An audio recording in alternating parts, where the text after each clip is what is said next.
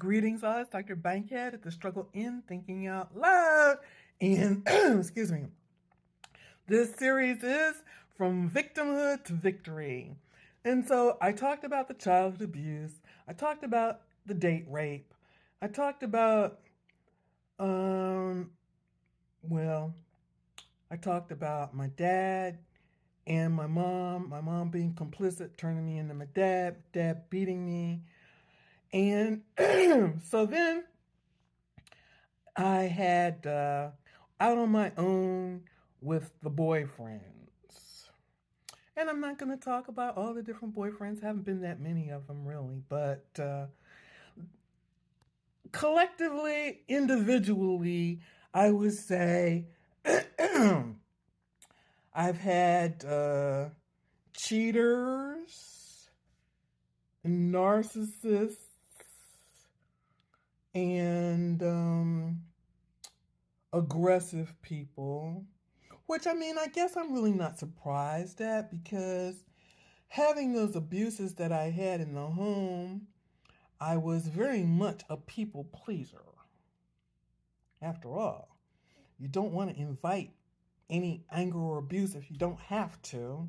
You don't want to invite any more trauma than you have to. You want to be in as much peace as you can be. So, I would not stand up for myself, and I would put up with things I should not have. Uh, because I had very low self esteem. And maybe you can understand why.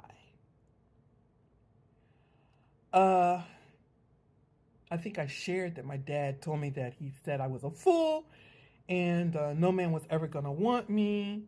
He also said I was illogical. And he also talked a great deal about my weight, as did my mother. My mother compared my shape to hers. She said my butt was bigger than hers. And I needed to wear all kinds of foundational garments to stop from jiggling. Oh my goodness, I don't think she could have made it today with people with the BBWs and all that kind of stuff going on. Anyway, so the boyfriends really weren't very reliable, and with every bad relationship, I would take time out for myself to recover from the abuses before I pressed on. And it was my poor judgment, I will say, that led me into my marriage to a Jamaican man who needed a green card. But that is everything I found out after I got married. And, I mean, I knew he was Jamaican, but I didn't know he needed a green card. Well, I think I might have known that he needed a green card, but I didn't know that he was marrying me because he needed a green card. I wasn't one of those people that was getting paid to get a green card. So, ironically, his cousin had said to me, I can't believe you're with that devil. And he laughed and I laughed because I thought she was joking. But he really did turn out to be a devil.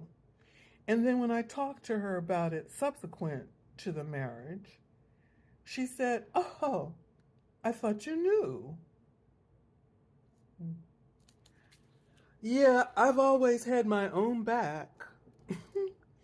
I've always had to have my own back. People may wonder why I smile. It takes less muscles to smile than it does to frown. And I feel a lot better when I'm smiling. There's no reason for anyone to feel sorry for me. I don't feel sorry for myself. I find a way to get out of whatever the situation is to improve my plight.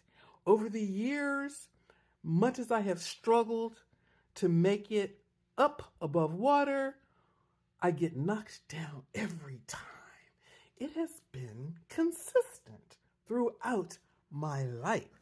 And I will share more of that in the next video, From Victimhood to Victory. This is Dr. Bankhead at the Struggle in Thinking Out Loud. I'm grateful, for I am fully great.